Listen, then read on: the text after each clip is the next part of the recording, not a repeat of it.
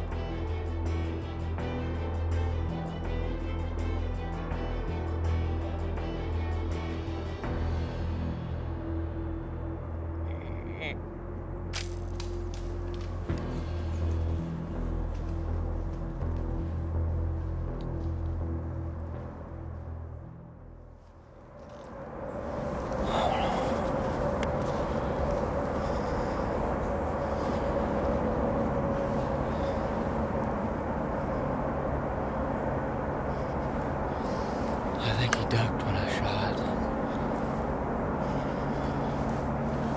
Oh my gosh. He come out perfectly. I don't think I hit him good. I think I hit him high. I don't know that I got him. My arrow's right here though. I had him come out perfectly just like I wanted him to. He snuck up in behind me, and man, he's a big buck. I don't think I got him though. I think I shot through him high.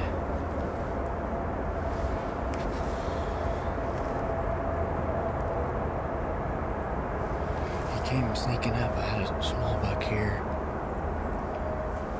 Oh, I'm sick to my stomach. Oh, there you go. It looked like it was high.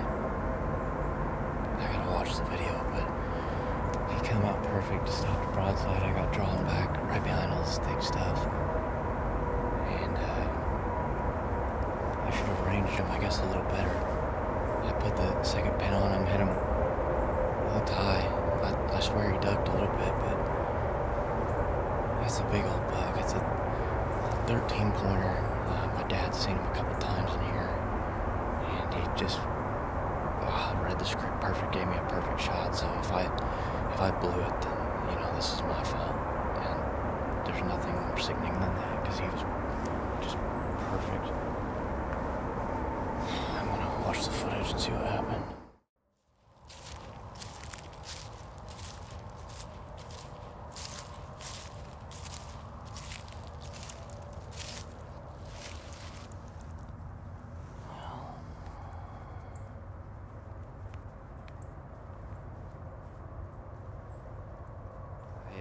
I didn't hit that thing good at all.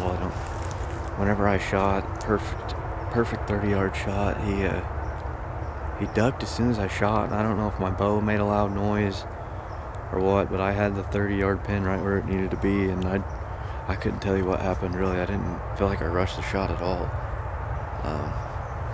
But the arrow looked like it had a little bit of meat. I don't know if it maybe caught him when he spun, but we're not gonna go look tonight. I'm just gonna come back in and hunt in the morning, and then go and see if we can't find a little bit of blood, and maybe, I don't know, maybe he'll come back in here in the morning. I don't know.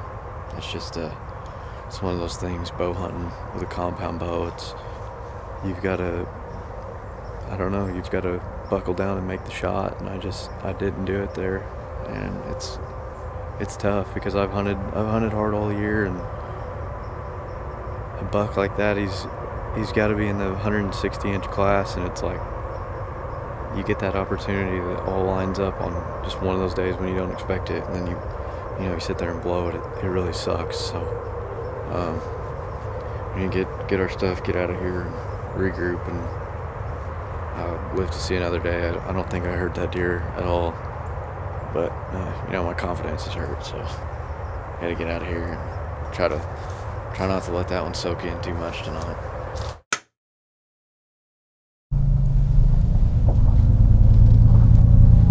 I made that bad shot on that deer, and it's been eating at me all week, and I was gonna get some stuff done around the house today.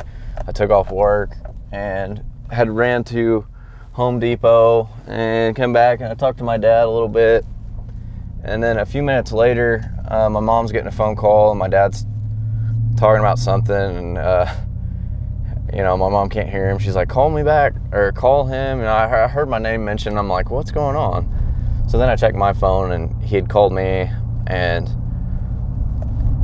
then the first thing he says is, I just saw your deer, the deer that you shot. He's dead. And I'm like, what? What do you mean? Like, did we watch the shot together? And I looked for a little bit of blood that night.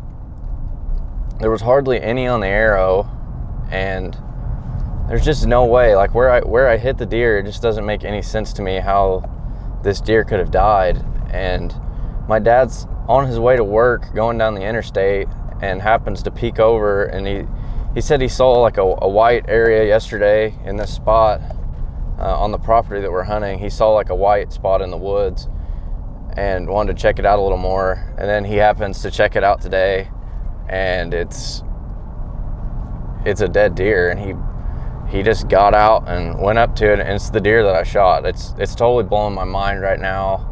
A little sick to my stomach because we've let some meat go to waste, but it's like the shot, and it just doesn't make any sense at all how this happened.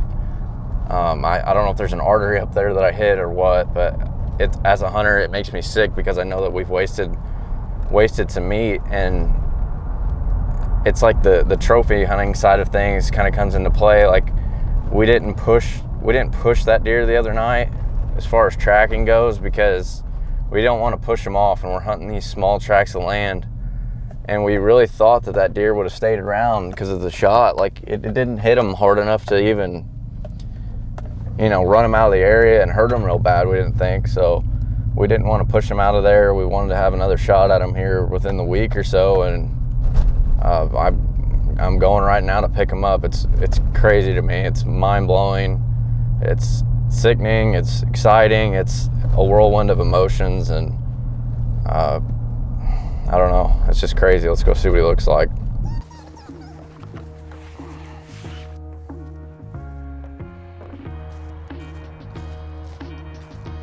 It's starting to rain right now, of course. Can't get good pictures or anything in the rain, but this seems like our luck, although I think luck's turned around a little bit. I got super lucky on this deer.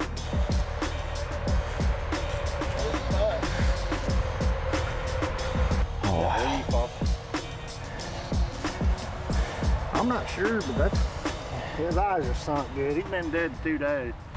All right, so here he is. Super lucky on this deer. I really can't believe that we're sitting here right now with him.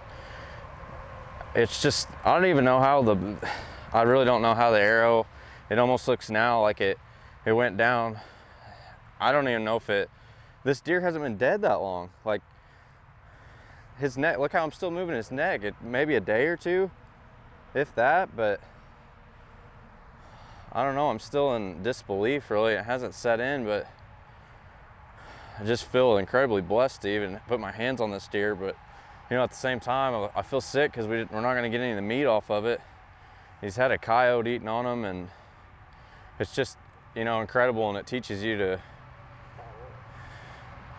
you know, follow up on a deer. If you hit him, don't just assume he's dead. I mean, maybe give him a day or two to die, because I don't think if we would have went in that night or the day after or even the next day, I think this deer still we would have bumped him off and maybe never found him. So we got lucky that my dad had his eyes open on the way to work this morning, and we're gonna get the antlers out of it. It's still heartbreaking as a deer hunter to not get the meat, because it's, you know, that's just part of it. But incredible deer, and you got to dedicate this one to my Uncle Noah, who passed away. He always, you know, he loved the outdoors and taking care of property and stuff, and I feel like he was involved in this one a little bit, just to be able to put my hands on this deer, because it definitely took some luck, and there wasn't much skill involved in it, but super happy with it.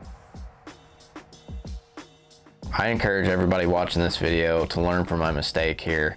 I feel terrible as a hunter not being able to salvage any meat out of this deer. And if I would have went back maybe 2 days after the fact and looked a little bit harder for more blood, I probably would have found this deer. He was only a couple hundred yards from where I hit him at, and the night after I shot the deer, I had looked around a little bit, didn't see any blood.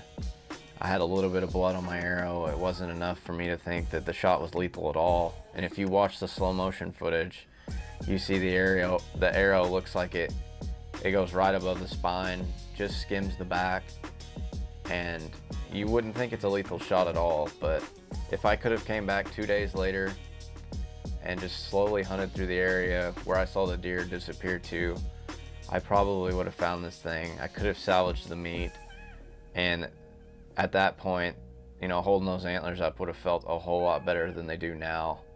The fact that I'm not able to make any use out of this deer, it's just antlers only, and that sucks as a hunter. It's precious to take the life of an animal and then to not be able to make use out of it. It really sucks as a deer hunter, and that's where I failed in this situation. But I encourage you guys to learn from my mistake.